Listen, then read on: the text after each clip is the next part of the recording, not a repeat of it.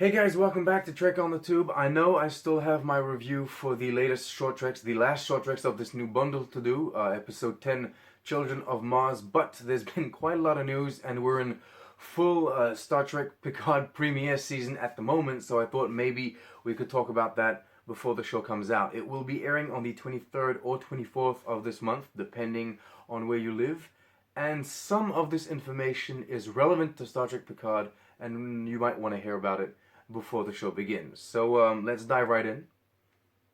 Here we go. For starters though, let's first talk about the Star Trek movies. I've just got a few things to talk about before we jump into Picard. I mentioned this already in my last news video. Noah Hawley, the genius behind the Fargo TV series, is currently talking to Paramount. He wants to write and direct his own Star Trek movie. Apparently, he doesn't want people to go around calling it Star Trek 4, as in the fourth in the Kelvin timeline, because that doesn't reflect what he's trying to create. And he also said he's probably going to be looking for new actors, because he's bringing new characters to the table. It would seem that he's under no obligation to tie into either the Kelvin timeline movies or what Alex Kurtzman and company are currently doing with the TV shows. He just wants to do his own thing, and frankly, that seems good to me. I'll end this with a quote from him to Deadline, a quote that I found pretty good. "I have my own story and want to make sure, as I did with Fargo and Legion, that I'm respectful to the underlying material, that I'm not unintentionally changing things that people love or feel passionate about, so it's important that I do that research as I go." I personally find this extremely reassuring and pleasant. Of course, words are just words and it's the final product that really counts, but as of now, I find this very promising. Keep in mind, however, that of course nothing is confirmed at this point. On the movie front, we've had a lot of seemingly abandoned projects in the recent years, so even if I'm keeping my fingers crossed because I'm a big fan of Hawley's, I do remain skeptical. Moving on to some more general news, a few days ago Alex Kurtzman and Heather Caden talked about the direction in which they're taking the Star Trek universe. They talked about how they're happy with the progress they're making on the upcoming Section 31 show and on the 2 new animated shows. They also announced that they have another 2 live-action shows in the works in addition to all of this. Speculation is at an all-time high, though no one can really confirm what these shows are at this point. It is safe to assume at least one of them, however, is that Starfleet Academy show they announced a while back. I say this because they already had showrunners attached to that project. I mean, back then it already seemed pretty well underway, so yeah. Kurtzman also mentioned he was happy with the short treks they've released. From a production standpoint, it enables them to find fresh talent that they can then transfer over to the bigger shows. He also mentioned it's fulfilling on a creative level because it's an interesting exercise to try and make a fulsome story in such a short lapse of time. Apparently, they were actually inspired to do this by the Pixar shorts that we all know and love. Well,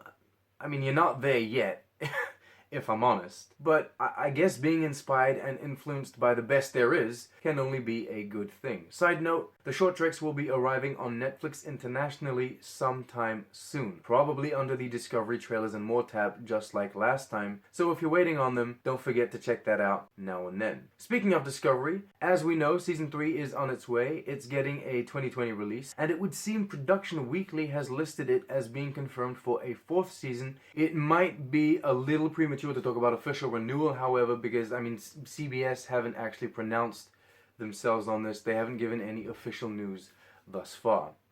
Alright, Star Trek Picard. For starters, it's official, it's announced, it has been renewed for a 2nd season. Kurtzman says they already have story beats worked out, but part of the creative process is seeing how people respond to the 1st season, what they like, what they don't, what they want answers to, so nothing is yet locked down. I like that. I think it's an intelligent way to proceed. As we already know, Michael Chabon will not be returning as showrunner, but they already have someone else set up, Terry Matalas. I don't know how to pronounce these guys' names. Anyway, he was a writer on 12 Monkeys and spent some time working on both Voyager and Enterprise back in the day, so on paper he seems like a good pick. I'm pretty happy with that. We'll see how it goes. Moving on, Worf will not be in Star Trek Picard Season 1, but he might be in Star Trek Picard Season 2. That all depends on where the story goes. They don't want to force the character in, they want it to come naturally. And it is confirmed that if he does make an appearance, he will look like what he did in The Next Generation and Deep Space Nine. He will not have the Discovery Klingon aesthetic. It was also mentioned that the Romulans in Picard will not all be the same. Some have more pronounced ridges on their foreheads, others don't. The production team were actually saying that this comes down to regional differences, which makes absolute sense, and it's something that fans online have been asking for years. Kurtzman then proceeded to say that maybe the Klingons are the same. It would be interesting to see if they retroactively found a way to better explain their appearance in Discovery by using the same explanation. We now talk about the Ready Room. Will Wheaton will be hosting the Ready Room for Star Trek Picard. As you may or may not know, the Ready Room was a Facebook mini-show that aired after every episode of Discovery Season 2. Apparently, every episode was an interview of someone from the cast and crew. I don't know, I never watched it. In any case, they're doing it for Picard as well, and Will Wheaton will be the host.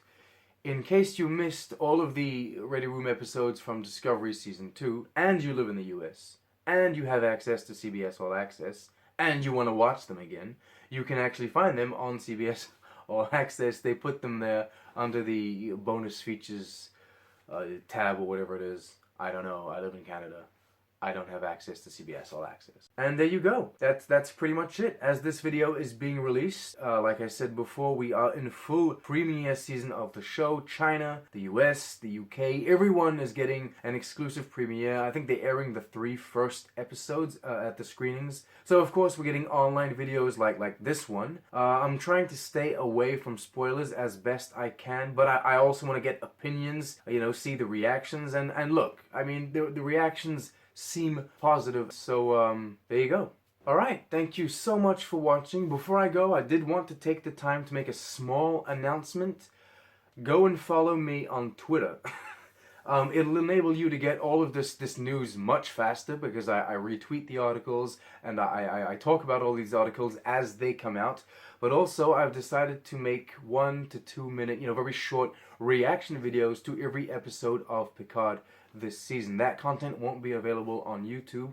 I will continue to make, you know, the full, you know, breakdown, review, and Easter egg videos on YouTube. I'll just be doing the reaction videos. So if you don't want to miss out on that, go and follow me on Twitter. There you go.